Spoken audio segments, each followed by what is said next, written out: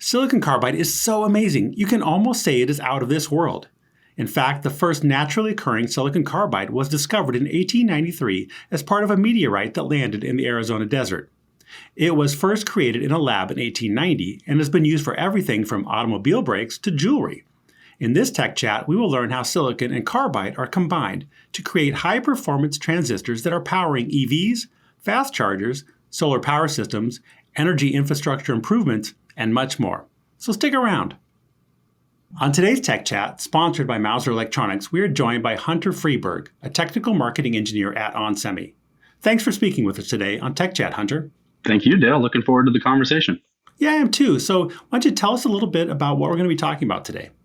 So what we'll be covering today is the differences between silicon versus silicon carbide, and I'll give an introduction into onsemi's EliteSiC approach, our manufacturing capabilities, and our product portfolio. Well, that sounds good. Let's dive right in. First, I'd like to cover some of the differences between silicon versus silicon carbide at a high level. And the main thing to keep in mind is that silicon carbide drives increased power density. The way that is achieved is through simpler topologies derived from higher breakdown voltage and lower RDS(on), as seen with silicon carbide MOSFETs over their silicon counterparts, as well as higher switching frequencies for a given power level. So what that translates to is smaller passives, inductors, capacitors, and a reduction in need for cooling and smaller heat sinks in packaging. Therefore, when you're talking about a silicon carbide system, overall, they tend to exhibit smaller size, they are lighter weight, and they have cost-saving benefits overall as compared to a silicon design. It's really interesting that you mentioned here the cost benefits, because a long time silicon carbide was viewed as being too expensive. But here, as you're showing, you're kind of reducing the component count, everything's getting smaller. And so the total solution, especially when cooling is considered, silicon carbide can actually be the most cost-effective solution. I'm excited to learn more. So let's keep going.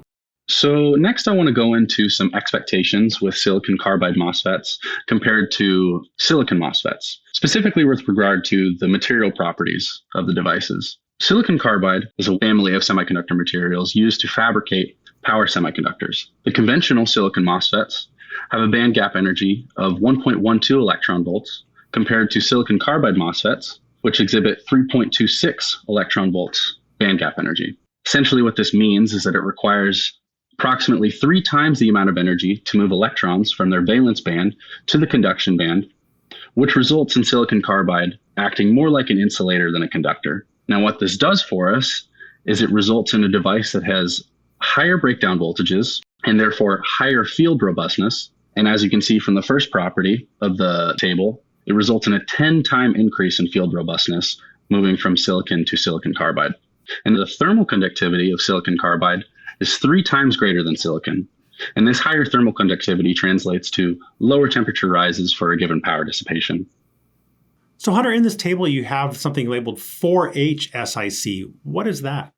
So essentially what 4H SiC is it simply refers to the crystal structure that is utilized for silicon carbide. There are different crystal structure nomenclatures, say 2H SiC, and then again 4H SiC in this example. But that's simply what it refers to as the crystal structure of that silicon carbide. Okay, thanks. That's helpful. Yeah. And then lastly on this slide, I just wanted to touch on the application benefits and what these material properties mean in these instances. So the effect on the devices themselves results in higher breakdown voltage, again, lower RSP, lower switching losses. At the system level, you have higher switching frequencies, smaller passives, and a reduction in need for cooling. And the effect on the end application is, again, smaller size, lighter weight, higher efficiency, and cost saving over silicon. Well, Hunter, that's really interesting and helpful. And it kind of gives us an idea of where we're going as far as talking about the application stuff. But, this is tech chat. So why don't we dive into a little bit more detail of what's going on at the transistor level and compare the silicon and the silicon carbide? So as you mentioned, some of the differences in parameters, the pros and cons between silicon carbide and silicon, can largely be summed up in this diagram. So I'll start off by mentioning RSP, or specific resistance, as one of the key factors for silicon carbide's benefit over pure silicon. Now, what this RSP shows is a higher breakdown field and thinner devices, which is where this lower RSP is derived from. And that geometry and that thinness of the silicon carbide plays a key role in it being lower resistance and better over its silicon counterpart. Next, I'd like to cover the two figures of merit that are listed below in orange, and that is the product of the RDS on and the reverse recovery charge, and the product of RDS on and the charge of the output capacitance. In both of those instances, lower is better, and some application specific for totem pole power factor correction. Lower is better for the first figure of merit, and lower is better for LLC converters in the second figure of merit. In both of those instances, silicon carbide is our winner. For the last figure of merit, which is going to be the RDS on multiplied by the energy of the output capacitance, silicon and silicon carbide are sort of on the same level. Lower is better for hard switching applications. Silicon carbide is still preferable. It's still our winner, but silicon is not a bad choice. For those in our audience who may be new to the power MOSFET space, you're saying silicon, but you're talking really specifically about a particular type of silicon transistor, and that's superjunction transistors, correct? Yes, sir. Now, for other people in the audience, silicon typically thinks of digital and our computers and our smartphones, but superjunction transistors are a specific type of transistor in the silicon space. Yes, absolutely.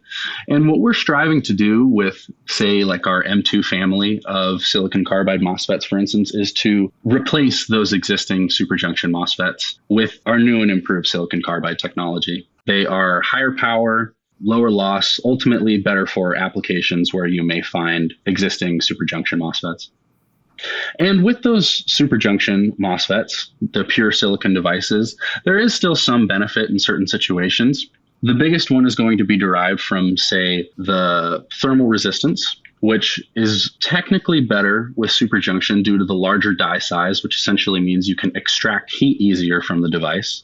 And the last ones are going to be the threshold voltage for the device and the gate drive compatibility. So for a silicon device or a superjunction MOSFET, the threshold voltage is higher, which is better for noise immunity, and the gate drive voltage is lower, which may work better with existing gate drives. And that's a great reminder that there's not a one-size-fits-all technology solution. Silicon is not going away just because silicon carbide has come on the scene. And with that in mind now, why don't you tell us something about the applications that are really going to benefit from silicon carbide? Sounds good. So the applications driving the silicon carbide MOSFET and diode market can largely come from two major markets, and that is industrial and automotive. Within industrial, you have energy infrastructure.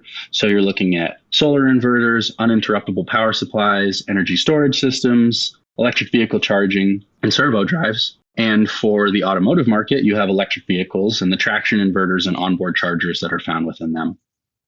So again, for that energy infrastructure market, you have numerous applications such as solar string inverters, electric vehicle chargers, and decentralized energy storage systems that are expected to see substantial growth over the next few years. And what onsemi is trying to do with our industry-leading IGBT and SiC technologies is to position ourselves to where we can be a leader in that market and we can service all of these applications between energy infrastructure and automotive. Yeah, these are some really strong growth rates. I mean, 13% is doubling roughly every 7 years, and 26% is doubling about in 3 years. That's remarkable growth rates. And we see that all the time. Just watch the news, and these things are in it all the time, even in the popular news, talking about our infrastructure, our grid, and EVs. Yeah, and as you can see, onsemi is a value-added partner for fast DC EV charging solutions. We have years of focus in EV charging with dedicated expert teams between our applications and design engineers. We have an array of reference designs, evaluation boards, as well as development tools, thermal and electrical simulation models that are offered to customers. Our leading power modules and silicon technologies, silicon carbide technologies as well, offer a comprehensive portfolio that we are constantly striving to develop new package types and new technologies. And we also offer a fully integrated supply chain that goes all the way from in-house raw wafers that we manufacture, all the way through the fab, all the way through device level development into systems and application support. Yeah, Hunter, this background of material is really important for our engineering audience because it's those reference designs, the eval boards, all the models. Those are the things that improve time to market and ensure that they can have first-time silicon success, or in this case, silicon carbide success. Exactly. And that's one of our strengths and one of our goals as a company, as onsemi, is to try to provide customers and engineers with tools to make their lives easier. Another great example of onsemi's focus in silicon carbide applications is with EV charging, as mentioned before. where our power modules can enable charging a vehicle in as soon as 20 to 30 minutes due to the superior thermal conductivity, which increases power density, diminishes the cooling needs, and enables a compact, robust solution. Now, you mentioned here module packaging. Can you speak a little bit how the packaging is also important? It's not just the silicon carbide technology, but the packaging that it goes into is important as a complete solution in these applications. Right, exactly. We do offer discretes, which customers are more than welcome to do their own designs. However, with our power integrated modules or our PIMs, again, we simply seek to simplify the design for the customer. Therefore, packages increase the ability for engineers and customers to reach the market faster and may alleviate some of the issues with discrete designs. Yeah, that makes sense. Everything you can do to make it easier for them is going to be appreciated. Why don't you tell us more about the applications that are available for your silicon carbide technology? Yeah, absolutely. And as it relates to the vehicle itself, whether you're talking about a traction inverter, an onboard charger, onsemi EliteSiC technology has been proven to extend the range of existing electric vehicles by as much as 8%.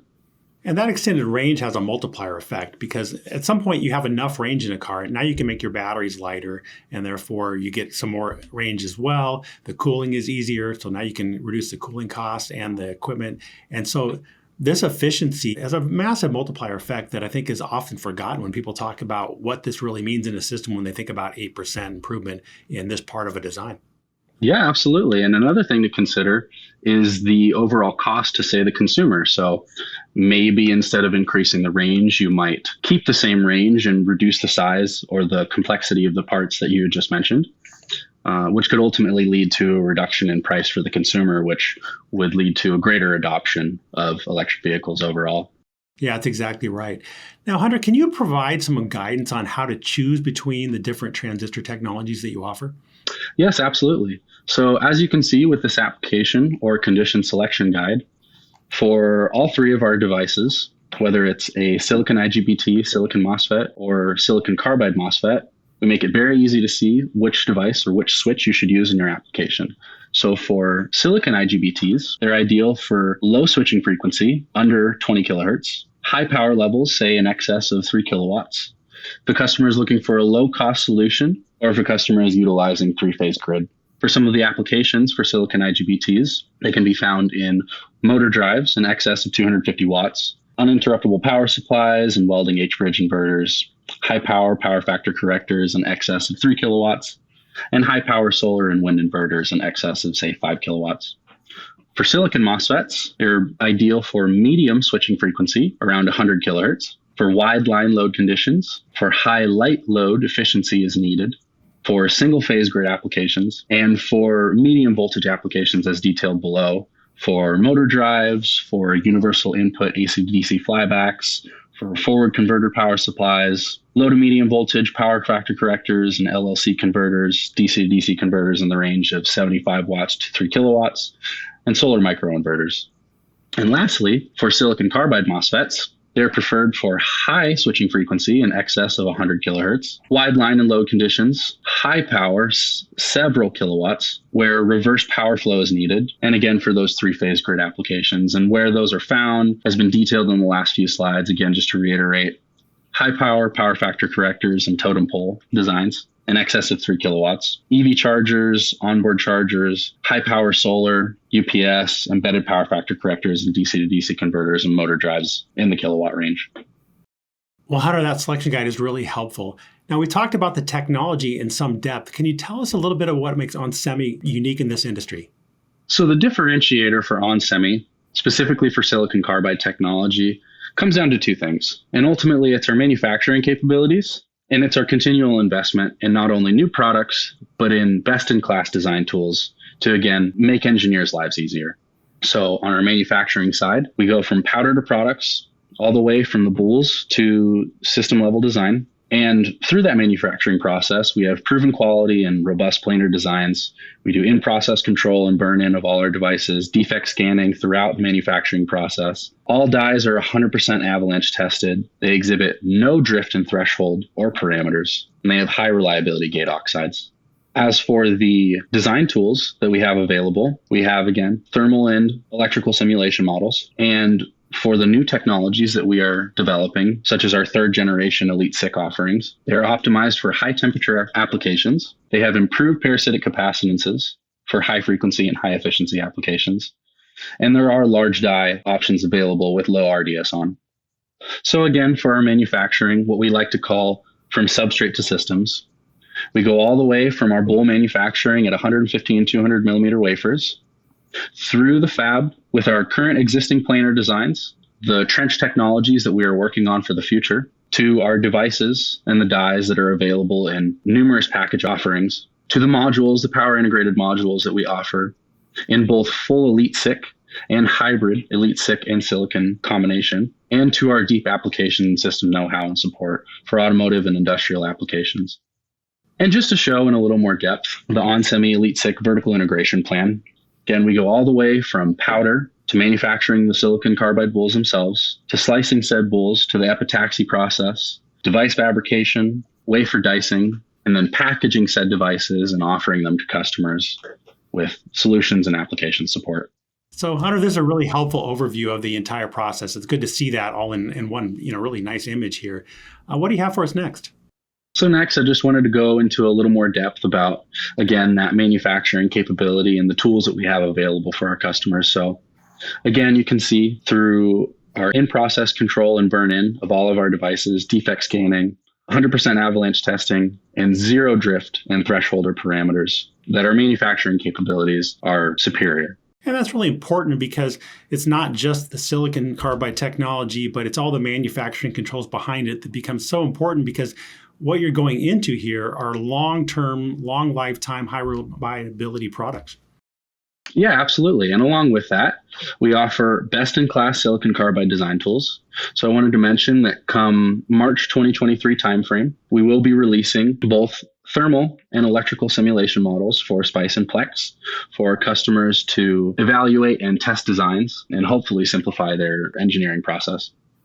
And lastly, just to talk about our continued innovation and new silicon carbide technology with our current third generation that's optimized for high temperature operation. So for instance, with our diodes, what that means is low series resistance temperature dependency. And for our MOSFETs, stable reverse recovery over temperature, as well as improved parasitic capacitances and larger die options that are available with low RDS on to better extract heat from the devices. All of these parameters prove our third generation silicon carbide technology to be a leader in the market. Yeah, it's excellent. And reflecting back on kind of the earlier part of our discussion where we talked about the switching speeds and making everything smaller and more cost effective, I mean, here you're continuing to make improvements to reduce the parasitic capacitance, and that's going to have that, again, multiplier effect in the total system. With that background in the technology, Hunter, can you now give us a kind of an overview of your portfolio? Absolutely, Dale. So our branding for our silicon carbide technology is EliteSiC. And what that encompasses, again, is the industry-leading manufacturability of these devices and the tools that we offer. onsemi offers EliteSiC MOSFETs in numerous package types that we're constantly innovating faster switching and a more compact end product, EliteSiC diodes that are available, and full EliteSiC as well as hybrid EliteSiC modules. And can you define for me the difference between a full EliteSiC and a hybrid EliteSiC module? Yeah, so a full EliteSiC module, or our F modules, are going to be ones that have exclusively silicon carbide, whereas our hybrid modules are going to have both silicon carbide and silicon devices found within them. Oh, okay. So that makes sense. And that goes back to your discussion earlier in that selection guide. There are times when certain pieces of technology are more appropriate, and when you can combine them, you can get the best of both worlds. Absolutely. So for our onsemi EliteSiC MOSFET and diode families, we have 3 families for each, M1, M2, and M3, and D1, D2, and D3 respectively, that range from 650 volts to 1700 volts. And as a comparison for our onsemi EliteSiC or silicon carbide MOSFET families, M1 family is currently available in 1200 volt and 1700, M2, 650, 750, 1200, and our M3S in 1200.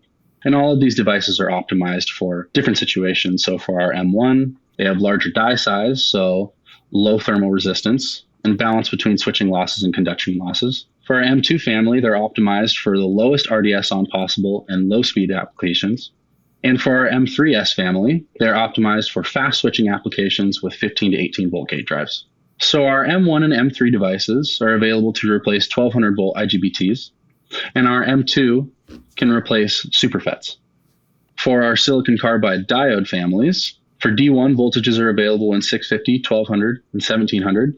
For our D2 in 650, and for our D3 in 1200. And again, where these are optimized for D1, large die size, again, so low thermal resistance, and the highest surge current ratings. For D2, they're optimized for high speed switching and low forward voltage. And for our D3 family, they're optimized for high speed switching and for low forward voltage as well. Our D1, D2, and D3 can replace any high voltage diode, whether fast, hyperfast, or stealth.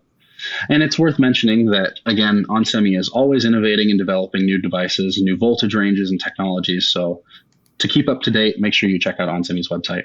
As for our gel-filled power integrated modules for energy infrastructure applications, as mentioned before, we have our F family and our Q family. And in all of these modules, they are available with both a thermal interface material and without, if you prefer your own thermal grease. So this is a term I haven't heard before, Hunter. What is a gel-filled module, and what are you using gel for?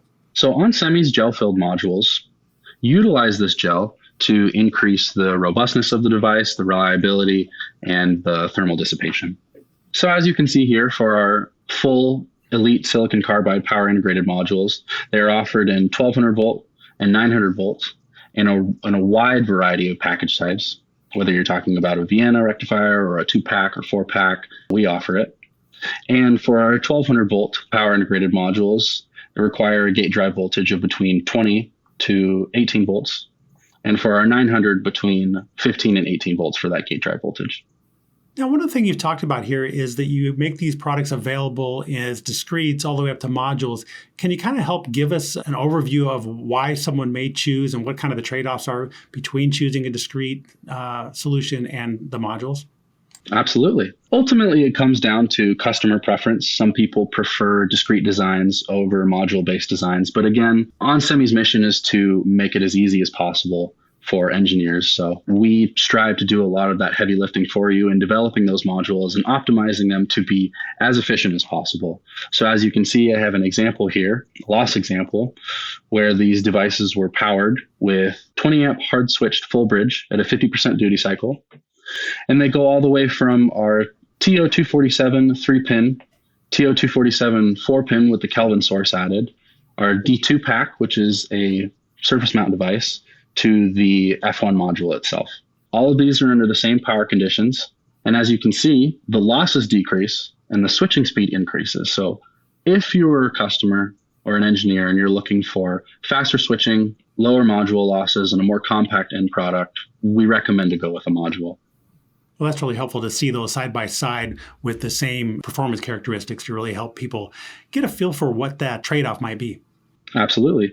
And then for some of the use cases for these different package types, as you had asked, for the TO247, it's a simple drop-in replacement for an IGBT with a non-isolated driver. However, it does need thermal grease and a thermal pad in order to take heat away from the device. For our 4-pin with the Kelvin source added, they're recommended where MOSFETs are mounted onto the heatsink. And again, it would still need thermal grease or a thermal pad. For our D2 pack, it's recommended for surface mount applications where the heat is going to run through the PCB. And for our F1 module, it's recommended for those highest power density applications wherein you can put the heatsink directly on top of the module with that thermal interface material added or without to alleviate those quality issues that may arise with your own thermal grease. onsemi is always striving to develop more efficient, smaller packages. And that can be seen with our toll package that will be available at a 650 volt level. And this device will enable smaller, cooler, and more efficient power conversion system designs. So as you can see, the toll package versus our existing D2 pack surface mount device will allow for a 30% smaller footprint, 60% lower volume. It'll have better efficiency with less noise, as with the addition of the Kelvin source and low package inductance. Receives a 60% reduction in the EON compared to non-Kelvin packages. It has improved electromagnetic interference, which simplifies board design. And overall, it's a cooler and more robust device. Well, that'll be something for our engineering audience to keep their eyes open for and look forward to seeing that on the market soon. As we're getting kind of near the end, one of the things you talked about previously, Hunter, was some reference design work that you had to kind of help engineers get started. Can you talk a little bit about that before we close up for today?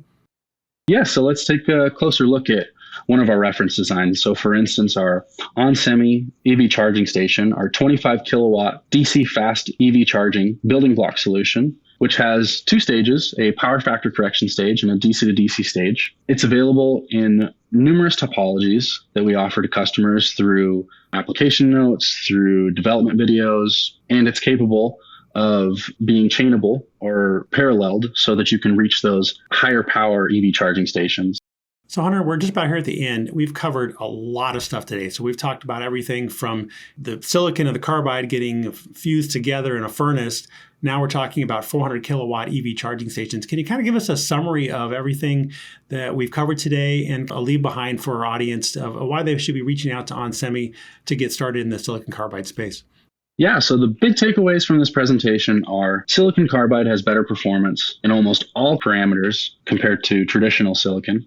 And as far as onsemi's proposition and why customers should come to us, onsemi is continually pouring research, investment, and dollars into our silicon carbide or our EliteSiC offerings, which we know is essential to being a leader in the market for higher efficiency, higher power, energy infrastructure, industrial automation, and automotive applications. And some of our strengths with those areas is going to be our end-to-end vertically integrated supply chain, or as we said, substrate to systems, which allows us greater oversight and control of the logistics through our extensive technical support through applications teams and development tools and simulation models. And overall, onsemi continues to innovate by developing new package options, device technologies, and increasing our manufacturing capacity. Well, Hunter, that was really helpful. I've learned a lot today. Thanks for coming on Tech Chat. Thank you for having me, Dale. And before we leave today, we want to thank our sponsor, Mouser Electronics, for their support of these Tech Chats. So if you're looking to learn more or purchase any of the silicon carbide devices we have heard about today or other great onsemi products, please go visit our friends at Mouser.com. And join us again next time on Tech Chat, where we chat with the leading technical experts like Hunter Freberg from industry-leading companies like onsemi who are changing our world every day.